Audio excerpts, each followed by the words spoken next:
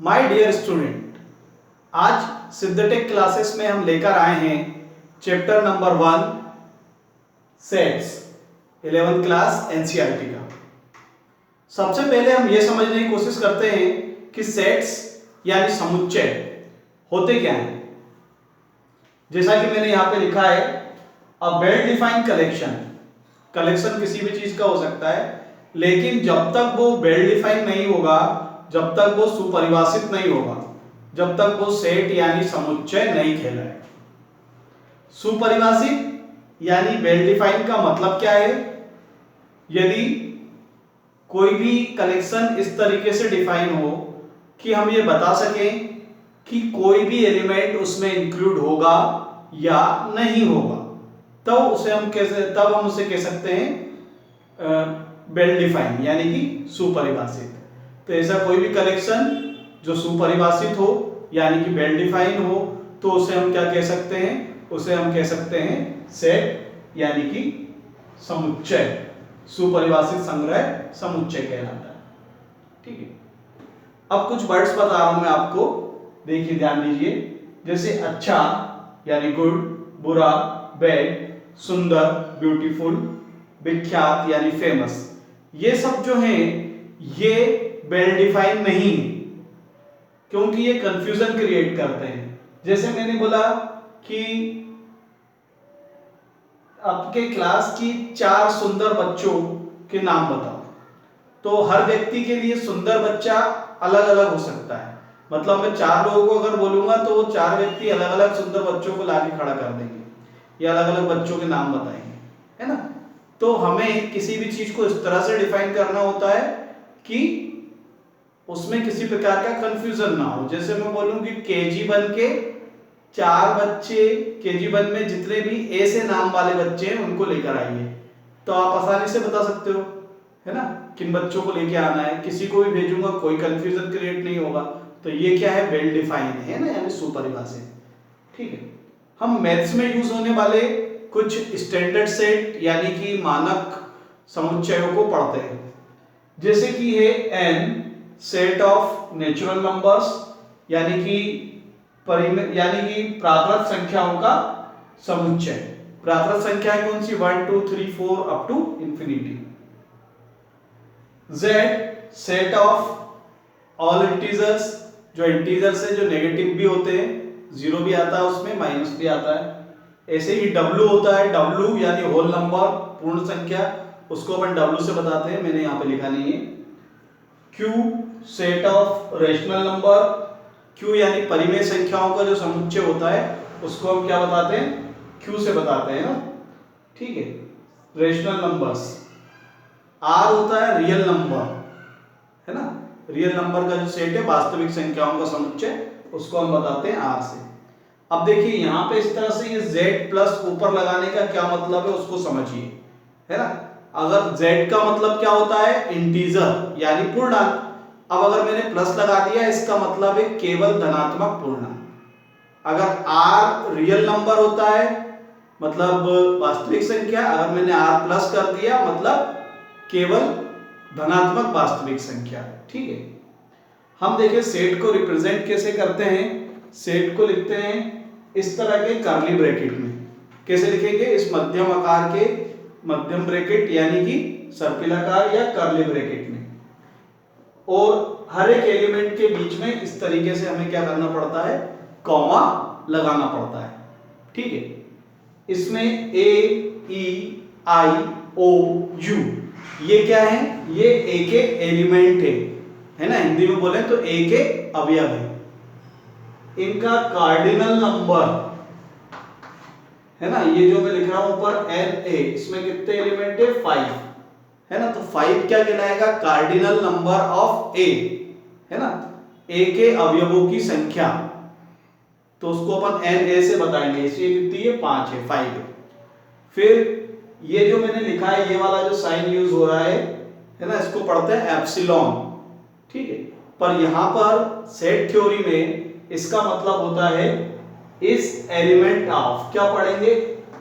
इस element of मतलब अवयव है, इसको कैसे पढ़ेंगे? ए अवयव है सेट ए का, A is element of set ए।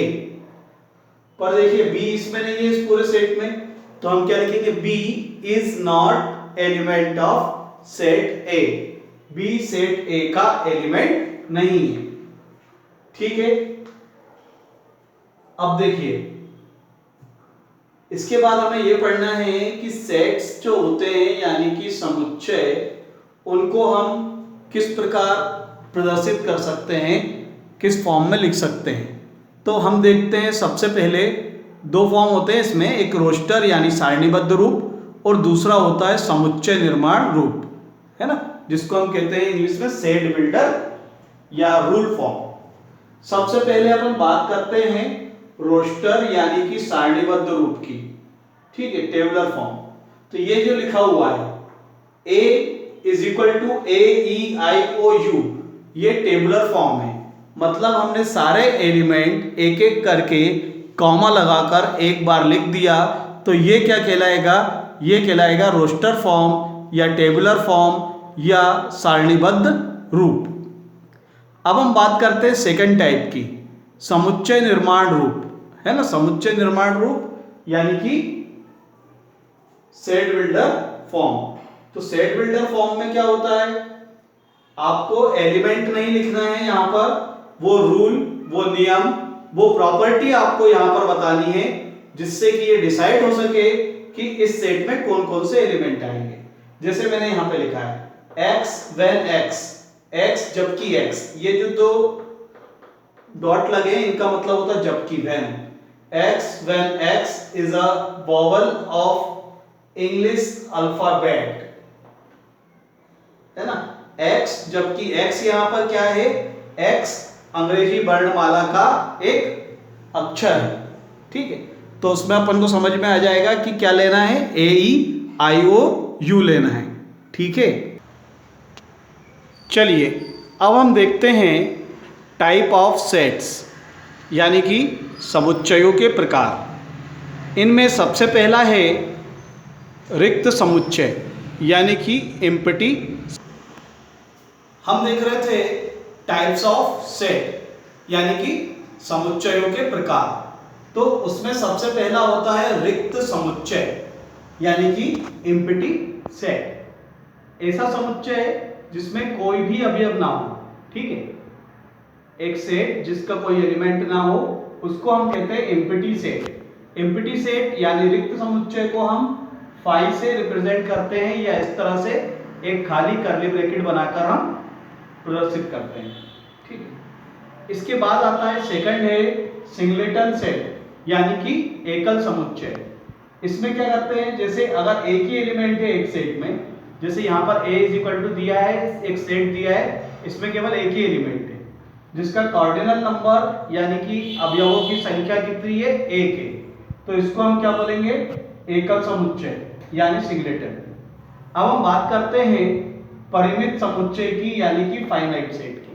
जैसे ये दिया हुआ है b is equal to 1 2 3 up to 10, तो हमें समझ में आ रहा है कि इसमें कितने एलिमेंट होंगे टोटल? यहाँ पर 10 एलिमेंट होंगे, है ना, यानी कि 10 अवयव होंगे। ठीक है, तो इसको अपन क्या बोलेंगे? परिमित समुच्चय, मतलब जिन्हें काउंटेबल हो, जिन्हें गिना जा सके, है ना। अब इसके बाद आता है अपरिमित समुच्चय यानी कि इनफाइनाइट सेट। तो इनफाइनाइट सेट क्या होते हैं? जैसे सेट ऑफ नेचुरल नंबर ले रहा हूं, प्राकृत संख्याओं का समुच्चय, n इज इक्वल टू 1 2 3 4 5, ये चलते जाएगा, ये कभी भी खत्म नहीं होगा। तो इसे हम क्या कहेंगे? इसे बोलेंगे इनफाइनाइट सेट यानी कि अपरिमित समुच्चय। इसके बाद आता है समान समुच्चय यानी कि इक्वल सेट्स, है ना। दो सेट अगर इक्वल होते हैं अगर उनके एलिमेंट सेम हो, यानी कि a का प्रत्येक एलिमेंट b का एलिमेंट होना चाहिए और b का प्रत्येक एलिमेंट a का एलिमेंट होना चाहिए। जैसे 2a तो इसका भी एलिमेंट है, 3 इसका भी एलिमेंट है, 1 इसका भी एलिमेंट है ना। मतलब दोनों के जो एलिमेंट है वो एक दूसरे के एलिमेंट भी होना चाहिए। a में अगर कोई एलिमेंट आ रहा तो b में भी आना चाहिए। अच्छा, इसमें आप देखेंगे 3 एलिमेंट है, इसमें 4 एलिमेंट है ना, पर ये दोनों इक्वल है क्योंकि यहाँ पर रिपीटेशन का कोई मतलब नहीं निकलता है, इसको आप 3 2 1 लिखेंगे तब भी ये एक ही बात है ना। सेट्स में रिपीटेशन का कोई मतलब नहीं होता, रिपीटेशन अलाउ नहीं होता, रिपीट लिख भी दिया है तब भी उसका मतलब एक ही बात होता है, ठीक है। अब हम देखते हैं इक्विवेलेंट सेट, है ना। तो इक्विवेलेंट सेट क्या होता है, जैसे ए में कितने एलिमेंट है, 1 2 3, 3 एलिमेंट है। बी में पी क्यू आर 3 एलिमेंट है, दोनों में नंबर ऑफ एलिमेंट यानी कार्डिनल नंबर क्या है, दोनों का इक्वल है, तो इसको हम क्या बोलेंगे, इसको हम बोलेंगे इक्विवेलेंट सेट, ठीक है। तो ये हम लोगों ने पढ़ा सेट क्या होता है यानी समुच्चय क्या होता है, ठीक है। सेट थ्योरी पढ़ी और हमने पढ़ा टाइप ऑफ सेट्स यानी कि समुच्चयों के प्रकार, ठीक है। आप हमारे चैनल को सब्सक्राइब जरूर करें और आगे आने वाली जो अपडेट्स हैं वो आपको मिलती रहेंगी, ठीक है। धन्यवाद।